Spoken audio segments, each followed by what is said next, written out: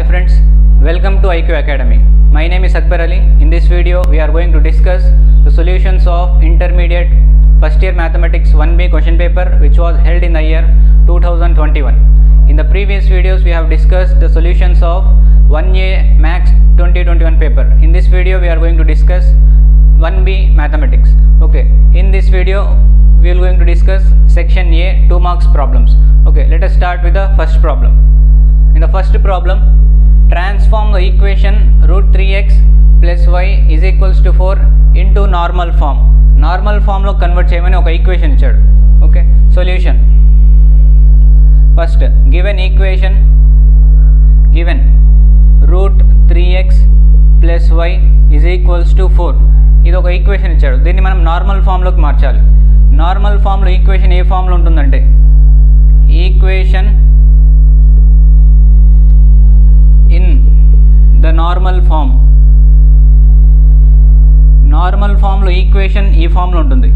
X cos alpha plus y sine alpha is equals to P. This is equation for normal form. Normal ఫామ్లో equation ఈ ఫామ్లో ఉంటుంది కాబట్టి ఇచ్చిన ఈక్వేషన్ని మనం ఈ ఫామ్లో కన్వర్ట్ చేయాలి.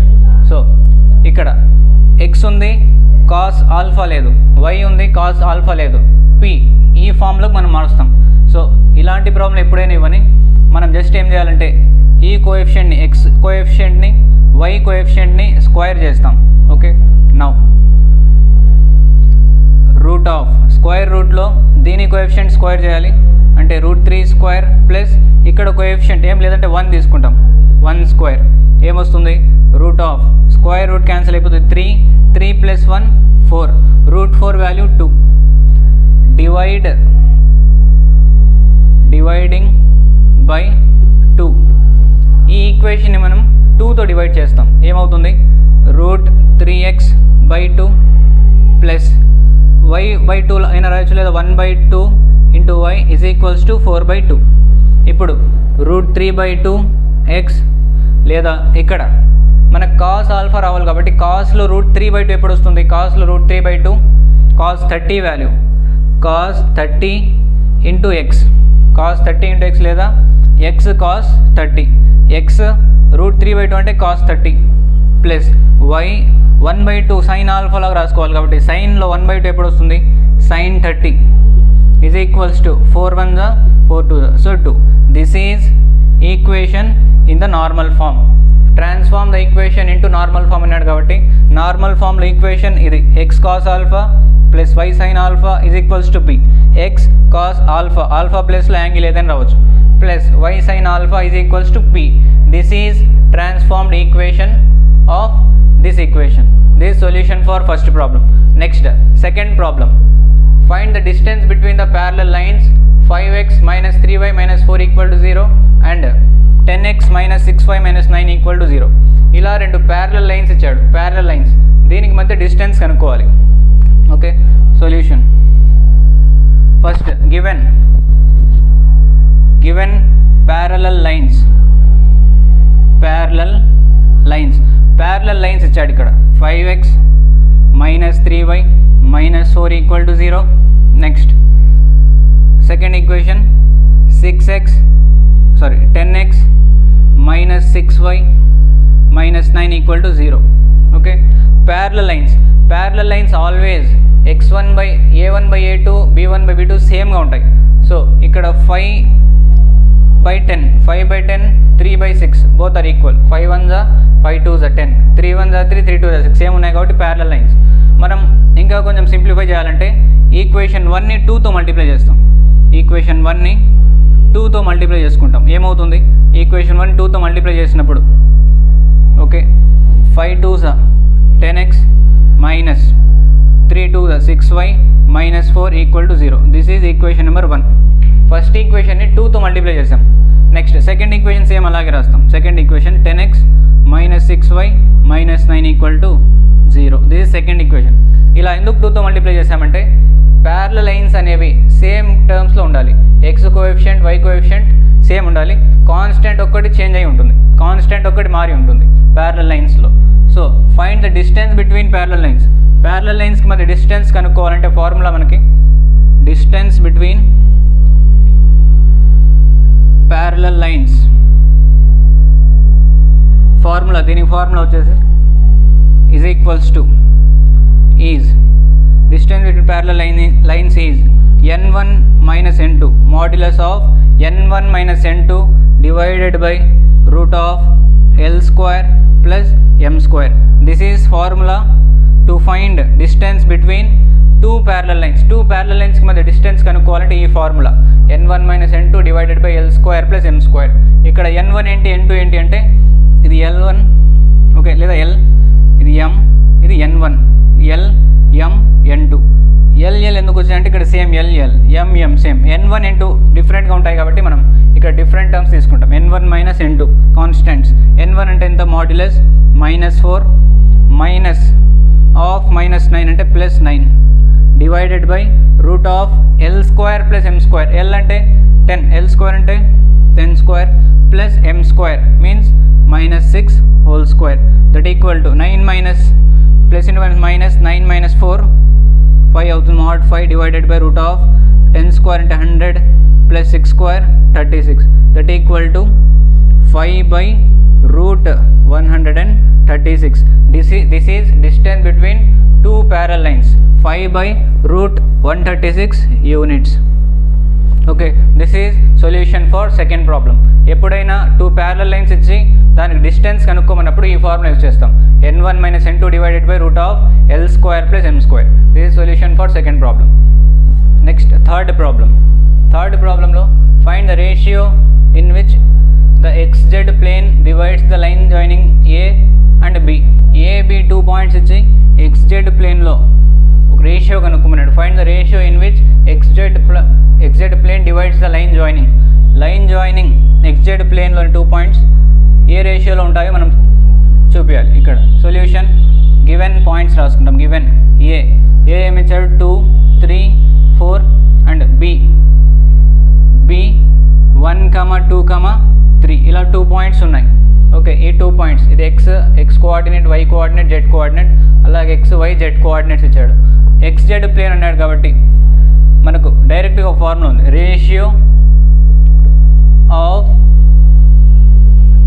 Ratio of plane dividing the line segment లేదా line joining the points in xz plane.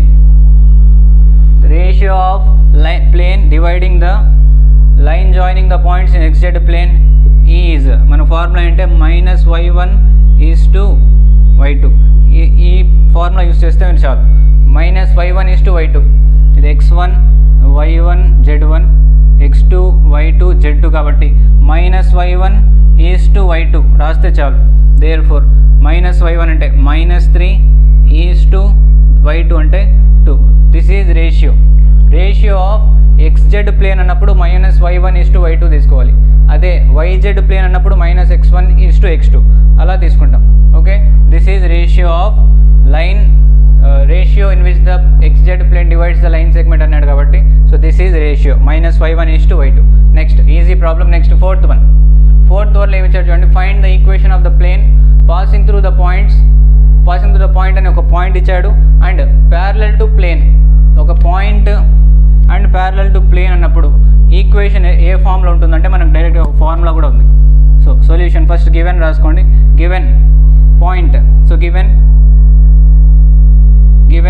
a 1, 1, and parallel to the plane ఏమి ఇచ్చాడు ఇక్కడ plane x plus 2y plus 3z equal to 7 లేదా -7 equal to 0. ఒక point ఉంది, ఒక plane ఉంది. మనం ఏం కనుక్కోవాలి? Equation of plane passing through the point and parallel to this plane ఏం రాస్తామంటే equation of the plane passing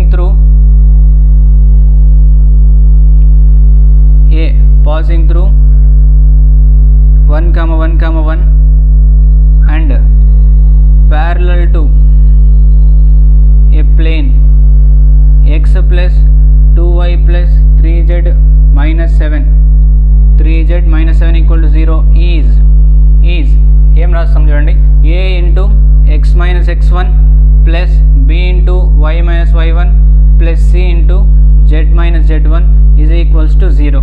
ఈ ఫార్ములాలో మనం వాల్యూ సబ్స్టిట్యూట్ చేస్తే మనకు డైరెక్ట్గా మనకు కావాల్సిన ఈక్వేషన్ వస్తుంది. So equation of the plane passing through point and parallel to plane అన్నప్పుడు మనం ఈ ఫార్ములా యూస్ చేయాలి. ఇక్కడ x1 y1 z1 ప్లేస్లో ఇది x1, ఇది y1, ఇది z1. దీని coefficient a, y coefficient b, z coefficient c. ఈ వాల్యూస్ తీసుకొని దీంట్లో సబ్స్టిట్యూట్ చేస్తే మనకు డైరెక్ట్గా ఆన్సర్ వస్తుంది. సో రాయండి. ఫస్ట్ ఏ ప్లేస్లో ఎక్స్ కోఎఫిషియంట్ ఏం లేదంటే 1 రాసుకున్నాం. 1 into X minus x1, X అంటే ఎక్స్ రాస్తాం, మైనస్ x1 అంటే 1 ప్లస్ బి ప్లేస్లో 2 ఇంటూ y మైనస్ y1 అన్న 1 ప్లస్ సి అంటే 3 into z minus z1 equal to 0. Okay, C equal to 0. Now ఇక్కడ ఏమవుతుంది, 1తో మల్టిప్లై చేస్తే x minus 1 into X minus 1 plus 2y minus 2y1 plus y1 ప్లేస్లో 1 కదా, ఇక్కడ 1 అంటే 2y minus 2 1 2 plus 3z minus 3 equal to 0. దీని ఆర్డర్లో రాస్తే ఒక ఫామ్లో X plus 2y plus 3z minus 1, ఇక్కడ minus 1 minus 2 minus 3 minus 1 minus 2 minus 3 ఏమవుతుంది, minus 6 equals to 0. This is required equation. Okay, therefore required equation is x plus 2y plus 3z minus 6 equal to 0. So this is required equation. Okay, equation of the plane passing through one point and parallel to plane అన్నప్పుడు మనం ఈ formula use చేస్తాం.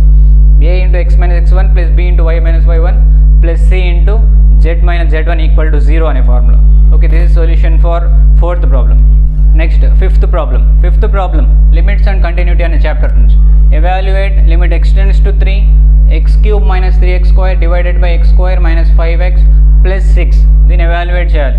So solution given limit రాసుకుంటాం మనం. Limit x tends to 3 x cube minus 3x square divided by x square minus 5x plus 6 ఇలా ఇచ్చాడు. మనం న్యూమరేటర్ని డినామినేటర్ని కొంచెం సింప్లిఫై చేసుకుంటాం. ఓకే, కొంచెం సింప్లిఫై ఎలా అంటే లిమిట్ x tends to 3, ఈ రెండిట్లో మనకు ఎక్స్ స్క్వేర్ కామన్గా ఉంది. సో ఎక్స్ స్క్వేర్ కామన్గా తీసుకుంటే ఇందులో ఎక్స్ స్క్వేర్ తీసేస్తే ఎక్స్ మిగులుతుంది, దీంట్లో ఎక్స్ స్క్వేర్ తీసేస్తే మైనస్ 3 మిగులుతుంది. ఎక్స్ స్క్వేర్ కామన్గా తీసుకున్నాం, డివైడెడ్ బై దీంట్లో దిస్ ఈజ్ వన్ పాలినామియల్ని మనం ఎలా కనుక్కుంటామంటే ఫ్యాక్టరైజేషన్ మెథడ్ చేస్తాం. ఓకే, ఎక్స్ స్క్వేర్ ఈ మిడిల్ టర్మ్ని 2 టర్మ్స్ లాగా స్ప్లిట్ చేస్తాం. ఎలా అంటే 2 టర్మ్స్ లాగా. మైనస్ 5xని ఎలా రాయొచ్చు, minus 3x minus 2x plus 6. 5xని మైనస్ 2x మైనస్ 3x లాగా రాసాం. ఇలాగే ఎందుకు రాసామంటే పాలినామియల్లో ఎక్స్ స్క్వేర్ కోఎఫిషియంట్ 1, ఈ ఫస్ట్ టర్మ్ని లాస్ట్ టర్మ్ మల్టిప్లై చేస్తాం. 6x square into 6x square. దీని ఫ్యాక్టర్స్ 5 1 5 వస్తుంది కాబట్టి ఈ ఫ్యాక్టర్స్ తీసుకుంటాం. 3x 3 2 5 1 6 1 6 వస్తుంది, 3 2 కూడా 6 వస్తుంది. బట్ మనం ఇక్కడ వీటిని అడిషన్ లేదా సబ్ట్రాక్షన్ చేస్తే మిడిల్ టర్మ్ రావాలి. 6xని 1xని సబ్ట్రాక్ట్ చేస్తే మిడిల్ టర్మ్ వస్తుంది. 3xని 2xని యాడ్ చేసినా కూడా మిడిల్ టర్మ్ వస్తుంది. ఈ రెండింటిలో ఏదైనా తీసుకోవచ్చు. సో నేను ఇది తీసుకున్నాను. 5xని మైనస్ 3x మైనస్ 2x లాగా రాసాం. ఓకే, ఈ 5xని minus 3x minus 2x. Now limit x tends to 3, ఇక్కడ X square into X minus 3 లా ఉంది, డివైడెడ్ బై ఈ 2 టర్మ్స్లో కామన్గా మనం x తీసుకుంటే ఇక్కడ ఏమి మిగులుతుంది, x, ఇక్కడ మైనస్ 3. ఈ 2 టర్మ్స్లో కామన్ ఏముంది, 2 టేబుల్, 2 1 2, 2 3 6, మైనస్ 2 కామన్ తీసుకుంటే ఇక్కడ x మిగులుతుంది, మైనస్ 2 3 6. ఇక్కడ ప్లస్ ఉంది, ఇక్కడ మైనస్ ఎందుకు తీసుకున్నామంటే మైనస్ 2 ఇంటూ x 2x వస్తుంది, మైనస్ ఇంటూ మైనస్ ప్లస్ వస్తుంది, 2 3 6. ఇప్పుడు చూడండి, limit x tends to 3 x square into X minus 3 divided by X minus 3 same కామన్గా ఉన్నాయి కాబట్టి కామన్గా ఉన్న వాటిని మనం ఒకసారి రాసుకోవచ్చు. ఓకే. ఎక్స్ మైనస్ 2 ఇవి రెండు ఇలా రాస్తాం. ఓకే, x మైనస్ 3 ఉన్నాయి కాబట్టి ఒకసారి రాసాం, x మైనస్ 2 కలిపి ఇక్కడ రాసాం. సో ఇక్కడ x మైనస్ 3 క్యాన్సిల్ అయిపోయినాయి.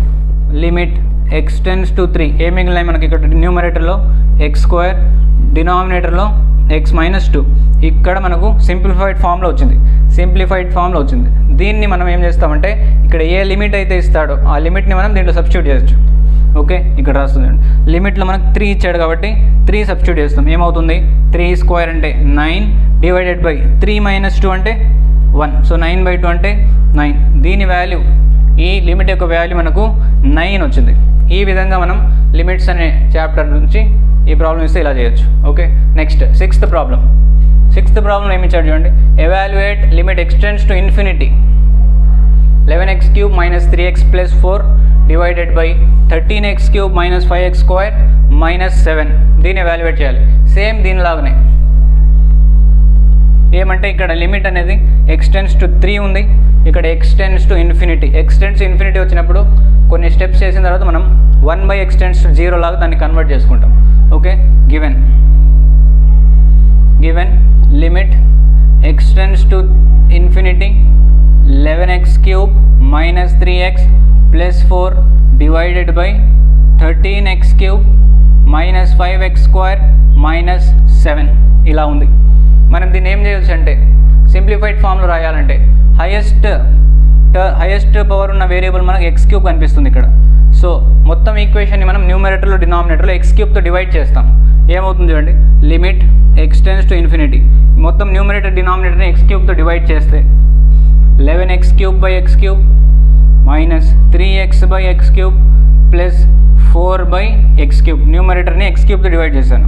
Divided by 13x³ minus 5x² minus 7/x³ ఇలా వచ్చింది. న్యూమరేటర్ని డినామినేటర్ని x³ డివైడ్ చేశాను. సో ఇప్పుడు ఏమవుతుందంటే x³ క్యాన్సిల్ అవుతాయి, ఇక్కడ x వెళ్ళిపోయి ఇక్కడ స్క్వేర్ మిగులుతుంది, ఇక్కడ కూడా x³ క్యాన్సిల్, ఇక్కడ స్క్వేర్, ఇక్కడ 1x మిగులుతుంది. ఏ మిగిలిన items? So limit extends to infinity, ఇక్కడ only 11 is there, minus 3 divided by x² plus 4 divided by x³ మిగిలింది. ఇక్కడ డివైడెడ్ బై ఇక్కడ only 13 minus 5/x minus 7/x³. ఈ టర్మ్స్ మాత్రం మిగిలినాయి. నెక్స్ట్ స్టెప్లో మనం ఏం చేస్తామంటే లిమిట్ ఎక్స్టెండ్స్ టు ఇన్ఫినిటీని మనం దేనిలా కన్వర్ట్ చేస్తామంటే 1/(x→0).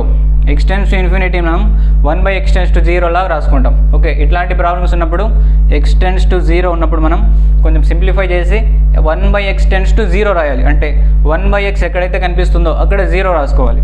సో ఇక్కడ ఏమవుతుంది 11 మైనస్ 3/x² ప్లస్ 4/x³ ఉంది, divided by 13 minus 5/x minus 7/x³. Okay, ఇలా ఉంది. సో దీన్ని ఏం రాయొచ్చు అంటే ఇక్కడ 1/x ఉన్న చోట 0 రాసుకుంటే ఈ మొత్తం ఈక్వేషన్ 1/x² ఉంది. 1/x0 అంటే 1/x² కూడా 0నే. ఇది 0 అయిపోతుంది, ఇది 0 అయిపోతుంది, ఇది 0, ఇది 0. ఈ మొత్తం టర్మ్ 0 అయిపోయి మనకు 11/13 మిగులుతుంది. ఓకే, 11 డివైడెడ్ బై 13 మిగులుతుంది. This is final solution for this problem. Okay, next seventh ప్రాబ్లంలో find the derivative of y is equals to log of sine of log x ఉంది. దీనికి మనం డెరివేటివ్ కనుక్కోవాలి. సో డెరివేటివ్ చేయాలి. So given y is equals to log of sine of log x. దీనికి derivative చేయాలంటే dy/dx is equals to మనం log of ఇది మొత్తం x అనుకుంటాం. లాగ్ ఆఫ్ x మనకు ఫార్ములా ఏముంది, d/dx ఆఫ్ లాగ్ x అంటే 1/x రాసుకుంటాం. d/dx ఆఫ్ లాగ్ x అంటే 1/x కాబట్టి లాగ్ x కాబట్టి 1/x, x ప్లేస్లో ఇది మొత్తం sine of log x. Again దీనికి చైన్ రూల్ అప్లై చేస్తే మళ్ళీ దీనికి డిఫరెన్షియేషన్ వస్తుంది కాబట్టి d/dx of sine of log x ఇలా వస్తుంది. ఫస్ట్ లాగ్ ఆఫ్ x చేస్తే 1/x వస్తుంది, మళ్ళీ దీనికి చేస్తే d/dx of sine of log x వస్తుంది. ఇప్పుడు 1 divided by sine of log x into d by dx of sine x అంటే కాస్ ఎక్స్, ఎక్స్ ప్లేస్లో ఏముంది మనకు లాగ్ ఎక్స్ ఉంది, లాగ్ ఎక్స్ రాసి again d by dx of log x రాస్తాం. First d by dx of log of sine x చేస్తే 1/sin of log x వచ్చింది. Again దీనికి డిఫరెన్షియేషన్ చేస్తే ఇలా వచ్చింది. ఇప్పుడు 1/sin of log x into d by dx of sine x అంటే cos x, cos of log x ఉంది కూడా లాగ్ ఎక్స్ రాసాం. అగైన్ లోపల లాగ్ ఉంది కాబట్టి ఎక్స్ ప్లేస్లో దీన్ని మళ్ళీ చేయాలి ఇక్కడ d by dx of log x. Okay, now ఇది cos of log x sine of log x అంటే cos of log x divided by sine of log x into d by dx of log x అంటే 1/x. So దీన్ని ఏం రాయొచ్చు, cos by sine అంటే ఏమొస్తుంది cot of log x into 1/x అంటే cot of log x by x రాయొచ్చు. So this is derivative of this function. Very easy problem. ఏమంటే ఇక్కడ చైన్ రూల్ అప్లై చేస్తాం. ఫస్ట్ దీనికి డిఫరెన్షియేషన్, అగైన్ ఇక్కడ ఉన్న sine of log x differentiation, cos of log x, again log x differentiation చేస్తే 1/x వస్తుంది. 3 times రిపీటెడ్గా మనం డిఫరెన్షియేషన్ చేస్తాం. So this is solution for 7th problem. Next 8th ప్రాబ్లంలో కూడా సేమ్.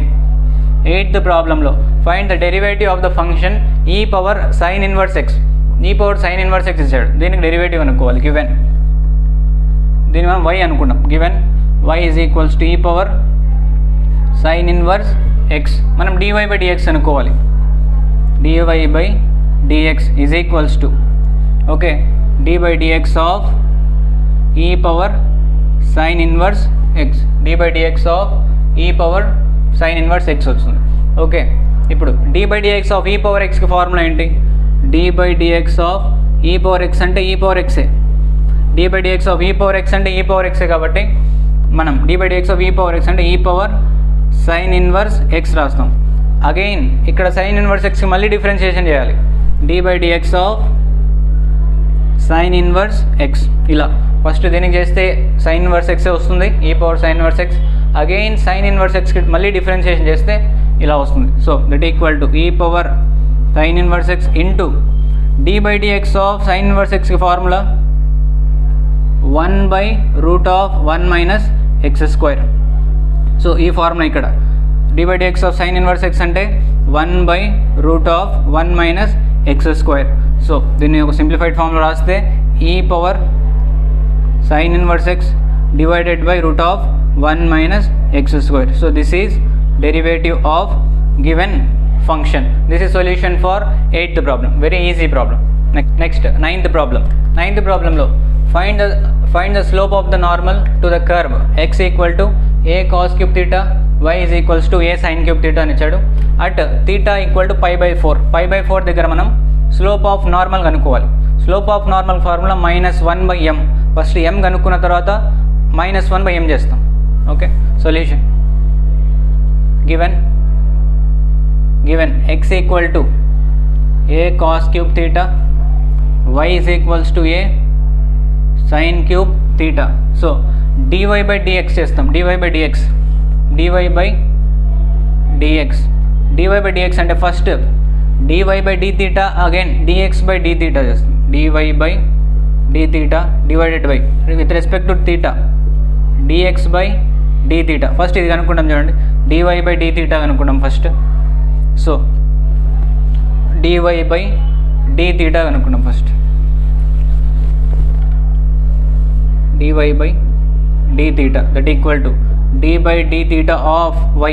y అంటే ఏముంది, a sin cube theta. dy by dx అనుకోవాలంటే first dy by d theta again dx by d theta. So first dy by d theta కనుక్కుంటున్నాం. d by d theta of y. y ఏముంది, a sin cube theta. దీనికి differentiation చేస్తే d by dx ఆఫ్ a అంటే a అలా రాస్తాం x power n.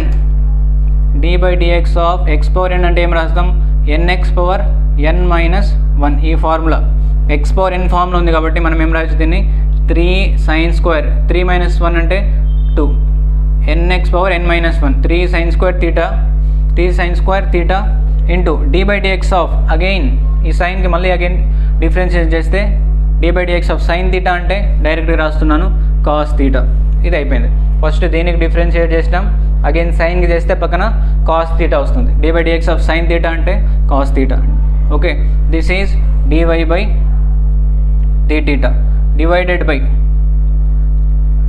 ఇక్కడే ఒకేసారి మనం చేసేస్తే dy by dθ divided by dx by dθ ఏమవుతుంది, divided by dx by dθ కూడా ఇక్కడే చేస్తున్నాను.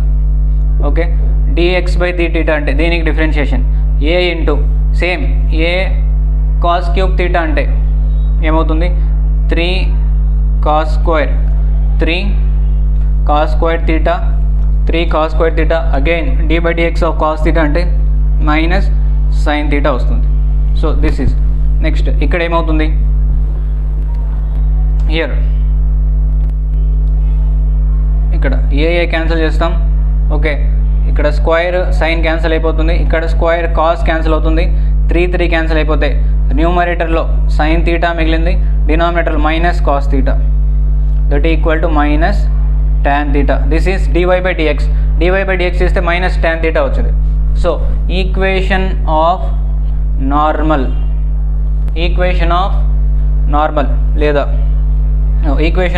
లేదా స్లోప్ ఆఫ్ టాంజెంట్ కనుక్కున్నాం. ఫస్ట్ ఈక్వేషన్ కాదు, slope of tangent is equals to slope of tangent m. Slope of tangent అంటే మనం m తీసుకుంటాం. m equal to minus tan theta minus of tan theta ప్లస్లో ఏమి ఇచ్చాడు క్వశ్చన్లో పై బై 4 ఇచ్చాడు. సో ఇక్కడ నుంచి ఏమవుతుంది మనకు m equal to tan pi by 4 అంటే మైనస్, tan పై బై 4 అంటే 1 మైనస్ ఉంది కాబట్టి -1 రాసాం. బట్ మనం కనుక్కోవాల్సిన స్లోప్ ఆఫ్ టాంజెంట్ అంటే కాదు, స్లోప్ ఆఫ్ నార్మల్ కనుక్కోవాలి. So slope of normal is equals to -1 by m. Slope of normal అంటే ఏమి, -1 డివైడెడ్ బై m ఉంది ఇక్కడ, -1 బై m అంటే -1 బై -1 దట్ ఈక్వల్ టు 1 వస్తుంది. So this is solution for this problem. Just slope of normal అంటే -1 by m. First m కనుక్కుంటాం, slope of tangent దాన్ని -1తో డివైడ్ చేస్తాం. సో నెక్స్ట్ 10th ప్రాబ్లం ఏమి ఇచ్చాడు, show that the function f of x equal to sin x where x belongs to r defined on r is neither increasing nor decreasing on 0, pi. Okay, sin x solution. So first given f of x is equals to sin x ఇచ్చాడు. Okay, x belongs to r. f of x equal to sin x ఉంది, మనం f dash x అనుకుంటాం. f dash x ఏమవుతుంది, sin xకి differentiation చేస్తే cos x. మనం cos తీసుకోవాలి. కాస్లోని values 0 and పై దగ్గర increasing కావు డిక్రీజింగ్ కావు అని ప్రూవ్ చేయాలి. సో మనం కాస్లో వాల్యూస్ ఎలా ఉంటాయి, మనం ఇలా తీసుకుంటే 4 క్వాడ్రంట్స్ తీసుకుంటే కాస్ వాల్యూ దేంట్లో మనకు 0 to పై అంటే ఇక్కడ నుంచి ఇక్కడ వరకు. ఓకే, ఫస్ట్ ఇది తీసుకుంటాం 0 to pi by 2, next 0, pi by 2, ఇది పై బై 2, పై. ఈ 2 వాల్యూస్ తీసుకుంటాం, ఇదే కదా పై బై 2, పై. 0 నుంచి పై బై 2 వరకు, పై బై 2 నుంచి పై వరకు. ఓకే, ఇందులో కాస్ వాల్యూ పాజిటివ్ ఉంటుంది, సెకండ్ క్వాడ్రంట్లో కాస్ వాల్యూ నెగిటివ్ ఉంటుంది. ఫస్ట్ క్వాడ్రంట్లో కాస్ వాల్యూ పాజిటివ్, సెకండ్ క్వాడ్రంట్లో నెగిటివ్. ఈ 2 క్వాడ్రంట్స్ ఎందుకు తీసుకున్నామంటే 0 నుంచి పై వరకు ఇచ్చాడు కాబట్టి ఇక్కడ 0 స్టార్ట్ అవుతుంది, పై అంటే 180 దగ్గర స్టాప్ అవుతుంది. సో మన ఫంక్షన్ ఏమవుతుందంటే f dash x equal to cos x is greater than 0. First క్వాడ్రంట్లో కాస్ గ్రేటర్ దాన్ 0 వస్తుంది, అంటే ప్లస్ వస్తుంది, గ్రేటర్ దాన్ 0 ఎప్పుడు x belongs to 0, pi by 2 ఉన్నప్పుడు. x అనేది 0 నుంచి పై బై 2 లోపల ఏ వాల్యూ ఉన్నా కూడా ఆన్సర్ మనకు గ్రేటర్ దాన్ 0 వస్తుంది. Next f dash equal to sin x, f dash equal to cos x less than 0 when x belongs to pi by 2, pi. Second క్వాడ్రంట్లో ఏ వాల్యూ తీసుకున్నా మనకు లెస్ దాన్ 0 అంటే నెగిటివ్లో వస్తుంది. So f dash x is neither increasing not decreasing. ఇది equation 1. Equation 2 from 1 అంటూ ఏం చెప్పొచ్చు అంటే ఇక్కడ గ్రేటర్ దాన్ 0 వచ్చింది, ఇక్కడ లెస్ దాన్ 0 వచ్చింది కాబట్టి దేర్ ఫోర్ ఫ్రమ్ 1 అంటూ f dash x is neither increasing Nar decreasing on 0, pi. So 0 నుంచి పై వరకు దీని value f of x value లేదా f dash x value neither increasing నార్ డిక్రీజింగ్ ఉంటుందని ఇలా ప్రూవ్ చేస్తాం. అదే వాల్యూస్ ఇక్కడ 0 to π/2 ఇచ్చినప్పుడు ఓన్లీ ఫస్ట్ క్వాడ్రంట్ తీసుకుంటాం, 0 to π ఇచ్చినప్పుడు first quadrant second quadrant. First క్వాడ్రంట్లో కాస్ ఇచ్చాడు కాబట్టి కాస్ పాజిటివ్ కాబట్టి గ్రేటర్ దాన్ 0 తీసుకున్నాం. సెకండ్ క్వాడ్రంట్లో కాస్ నెగిటివ్ కాబట్టి లెస్ దాన్ తీసుకున్నాం. So from 1 and 2 f dash x is neither increasing nor decreasing. This is solution for 10th problem.